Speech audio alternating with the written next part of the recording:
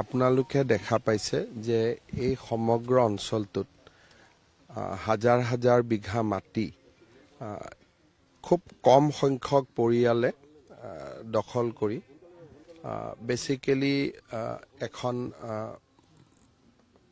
ক'বলৈ গ'লে এটা অৰ্থনৈতিক ভাৱে তেওঁলোকে বা বেদখলকাৰীসকলে নিজৰ স্থিতি শক্তিশালী কৰিছিল।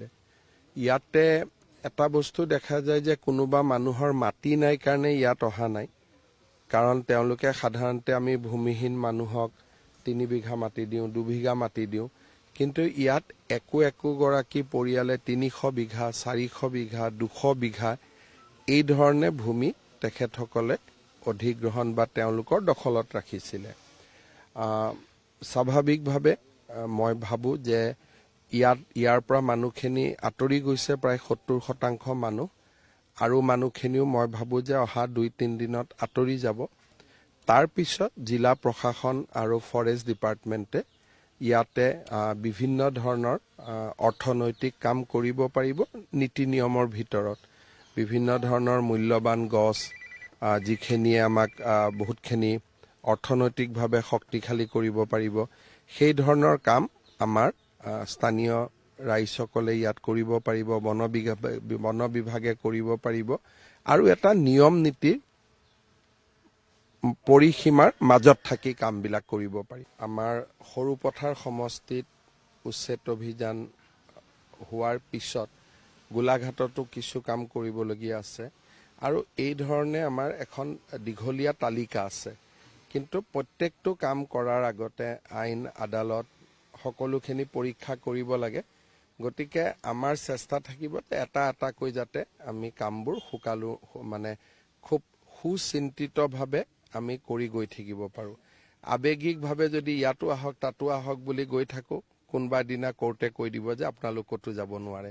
সেইকাৰণে আমি আইন আদালত, অধিবক্তা, আমাৰ নিজৰ অভিজ্ঞতা, এই সকলোবিলাক লৈ পেলাই এটাকৈ আমি স্পটত গৈ আছো, আৰু য'ত আমি জানো যে আমাৰ স্থিতি আইনগত দিশৰ পৰা মজবুত, আমি তেনেকে এটাকৈ কৰি গৈ আছো। আৰু মই ভাবো যে গোটেই অসমতে ইয়াৰ পিছতো 2-3 জেগাত হ'ব, তাত কাম চলি আছে। গতিকে সেই ধৰণে এটাকৈ আমাৰ বন বিভাগকৈ ফৰেষ্ট, VGR, PGR, সত্ৰৰ মাটি, নামঘৰৰ মাটি, এইখিনি আমি লাহে লাহে উদ্ধাৰ কৰি থাকিম।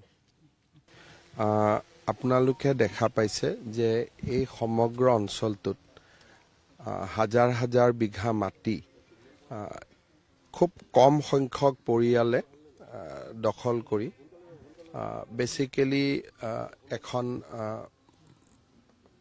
ক'বলৈ গ'লে এটা অৰ্থনৈতিক ভাৱে তেওঁলোকে বা বেদখলকাৰীসকলে নিজৰ স্থিতি শক্তিশালী কৰিছিল।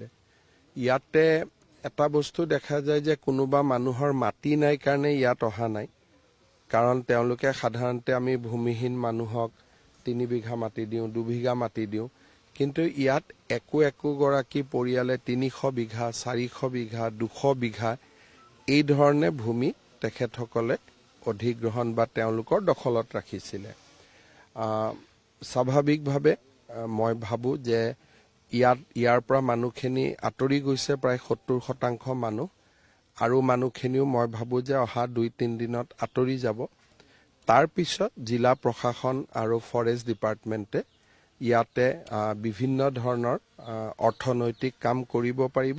নীতি নিয়মৰ ভিতৰত বিভিন্ন ধৰণৰ মূল্যৱান গছ যিখিনিয়ে আমাক বহুতখিনি অৰ্থনৈতিকভাৱে শক্তিশালী কৰিব পাৰিব, সেই ধৰণৰ কাম আমাৰ স্থানীয় ৰাইজসকলে ইয়াত কৰিব পাৰিব, বন বিভাগে কৰিব পাৰিব, আৰু এটা নিয়ম নীতিৰ পৰিসীমাৰ মাজত থাকি কামবিলাক কৰিব পাৰিব।